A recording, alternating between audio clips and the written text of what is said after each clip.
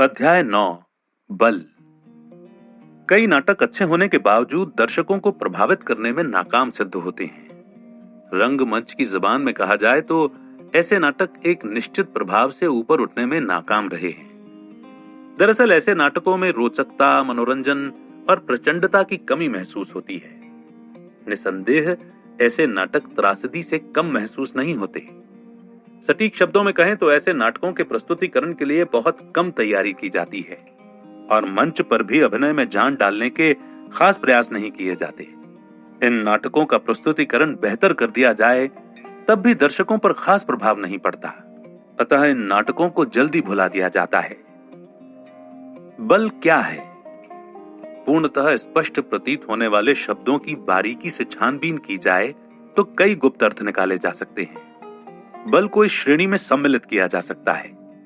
शुरुआत करने से पहले आंतरिक और बाहरी शक्ति के बीच के अंतर को बारीकी से समझने की कोशिश करते हैं। इनमें से एक शक्ति का कारण है तो दूसरा नतीजा। एक शक्ति वास्तविक है और दूसरी ईश्वरीय है। इसी प्रकार निर्जीव और सजीव बल अलग अलग होते हैं। व्यक्ति में आंतरिक शक्ति को जुटाकर उसे प्रभावशाली ढंग से प्रस्तुत करने की असीम प्रतिभा होती है। ये कला गंधक पोटाश के समान नहीं होती, जिसमें विस्फोट के लिए बाहरी ताकत का इस्तेमाल करना ही पड़ता है। व्यक्ति की बाहरी ताकत से प्रभावित होने वाली वास्तविक शक्ति अंतर मन से जन्म लेती है। यह सुनने में महज मनोवैज्ञानिक प्रतीत हो सकता है, लेकिन भाषण की कला में निपुणता हासिल करने में इसका प्रभाव बेहद महत्वपूर्ण सिद्ध होता है। वक्ता के लिए मानवीय शक्ति और शारीरिक बल के बीच के अंतर को समझना बहुत जरूरी है। साथ ही इसके वास्तविक गुण को भी गंभीरता से समझना चाहिए। उदाहरण के तौर पर तेज आवाज में बोलना शक्ति का प्रतीक नहीं होता। ऊंचा बोलने को अक्सर चिल्लाना माना जाता है। महज गरजने से भाषण को प्रभावशाली नहीं बनाया जा सकता। हालांकि ऐसे कुछ पल जरूर होते हैं जब भाषण के किसी हिस्से को तेज आवाज के जरिए बहुत प्रभावशाली बनाया जा सकता है। बल यदि कारण है तो प्रभाव भी है। आंतरिक शक्ति का जन्म 4 महत्वपूर्ण प्रगतिशील तत्वों से होता है। सबसे पहले बल की उत्पत्ति दृढ़ निश्चय से होती है। भाषण के दौरान किसी महत्वपूर्ण भाव को बल देने से पहले कथन की सत्यता, महत्व और सही मतलब का बोध होना बहुत जरूरी होता है। दृढ़ निश्चय विश्वास को जन्म देता है। द सैटरडे इवनिंग पोस्ट के एक लेख इंग्लैंड के टीआर में विंस्टन स्पेंसर चर्चिल ने स्पष्ट उल्लेख किया है कि चर्चिल और रूजवेल्ट की कामयाबी के पीछे प्रभावशाली भाषण की कला सबसे बड़ी वजह रही है। आंतरिक शक्ति की महत्ता को गहराई से समझने के लिए इसके मूल सिद्धांत को करीब से जानने की कोशिश करते हैं। व्यक्ति दृढ़ निश्चय की भावना को कैसे महसूस करता है? इसका जवाब खुद सवाल में छिपा है। व्यक्ति इसको महसूस करता है। निश्चय का एहसास भावनात्मक तनाव पैदा करता है। थियोडोर रूजवेल्ट और बिली संडे की भाषण देते वक्त खींची गई तस्वीरों का ध्यान से अध्ययन कीजिए। भाषण के अंत में पहुंचने पर उन वक्ताओं के जबड़ों में खिंचाव और तनाव की वजह से शरीर में खींची नसों पर ध्यान दीजिए। नैतिक और शारीरिक बल लगभग एक ही तरीके से काम करता है।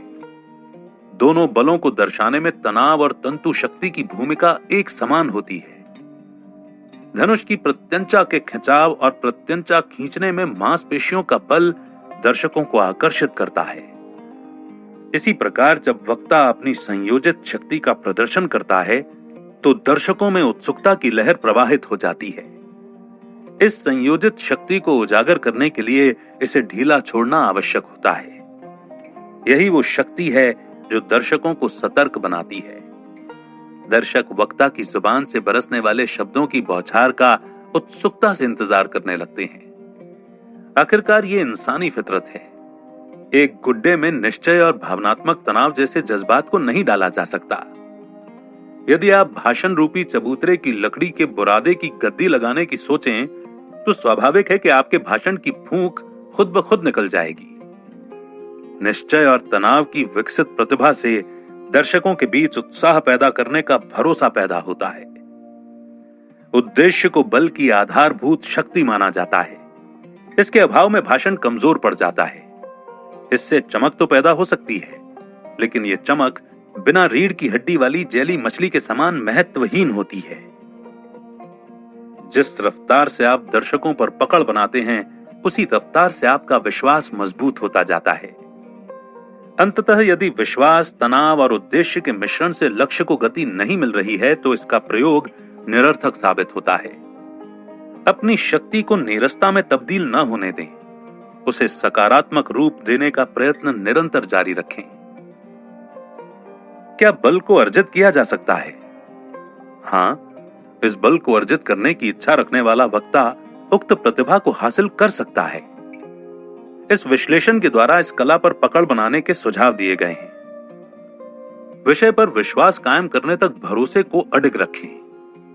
यदि विचार जहन में तनाव पैदा नहीं कर पा रहा है, तो एहसास को जागृत करने की कोशिश जारी रखें। यदि हिमदरार को लांघना जीवन रक्षा के लिए जरूरी हो जाए, तो किसी प्रेरणा की आवश्यकता नहीं होती। ऐसे मौके पर व्यक्ति अपनी मांसपेशियों में खुद ब खुद लचक महसूस करने लगता है।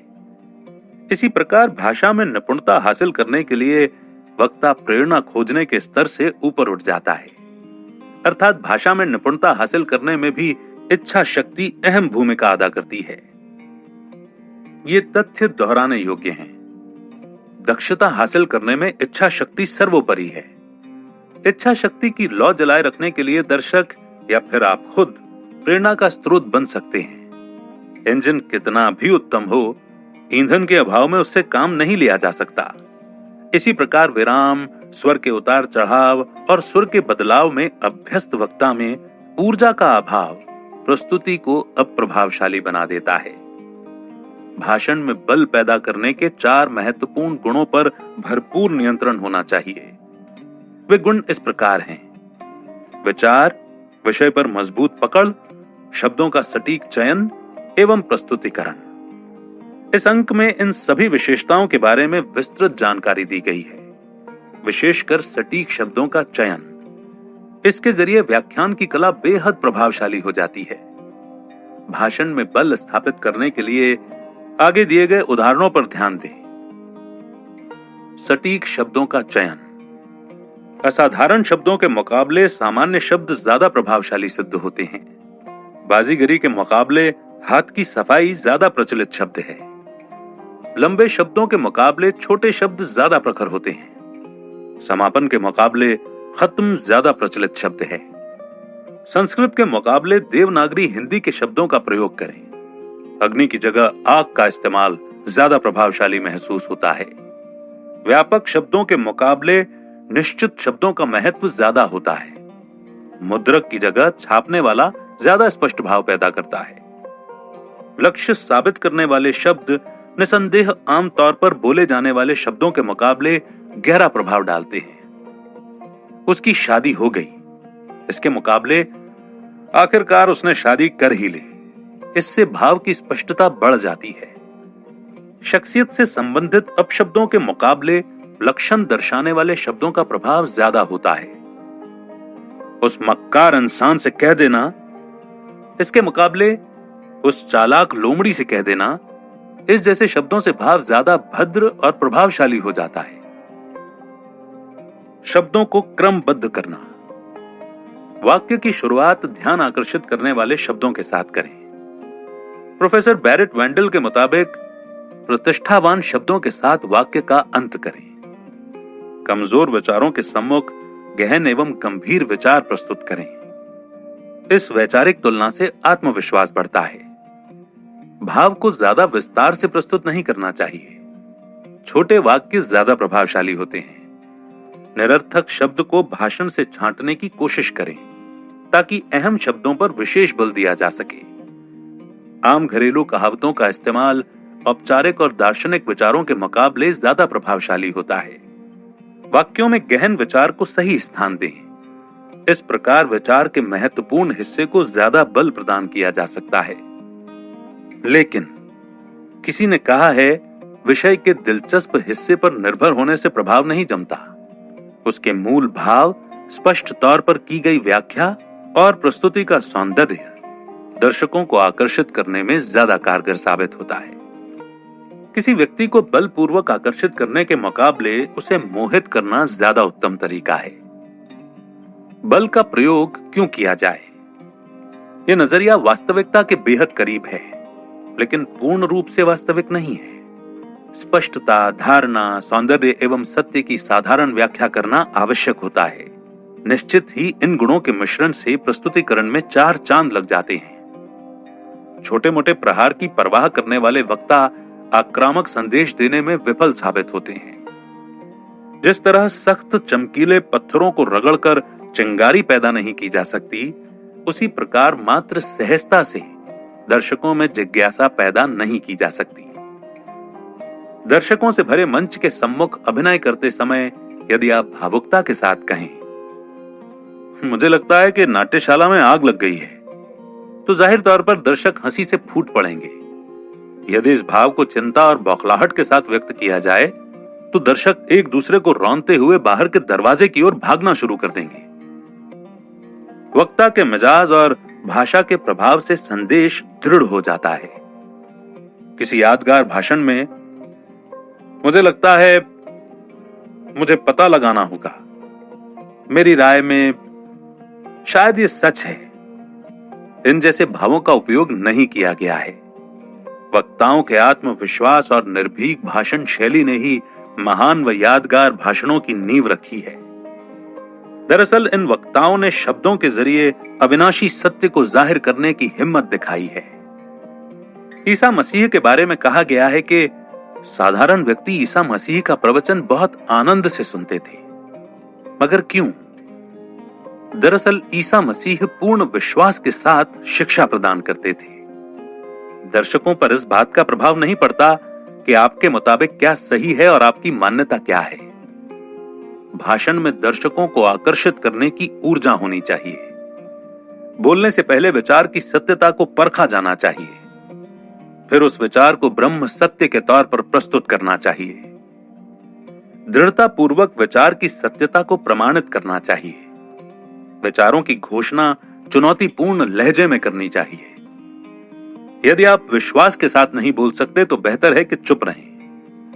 एक कट्टर विचार वाले युवा मंत्री में वो कौन सी शक्ति होती है जो हठ धर्मी होने के बावजूद दर्शकों को प्रोत्साहित करने में कामयाब हो जाता है? मेरे दोस्तों, जो मैं आपको मानता भी हूं, कर्तव्य के नाते आपको बताना चाहता हूं कि पश्चाताप ही पापों को धोने का सही मार्ग है।